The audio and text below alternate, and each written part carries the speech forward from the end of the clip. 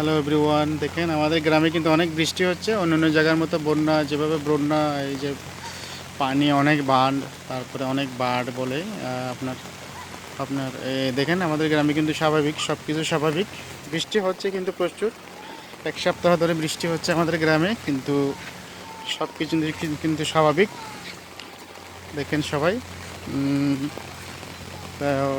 তো ভালো লাগতেছে, যেহেতু আমি বাইরে থাকি, প্রবাসে থাকি, তাই আমার ভালো লাগতেছে দেখে আমি ভিডিওটা না নিয়ে পারলাম না। তো আমাদের গ্রামে কিন্তু অনেক বৃষ্টি হচ্ছে, আপনাদের ক্যামেরার মধ্যে দেখা যাচ্ছে একটু একটু। তো দেখেন সবাই।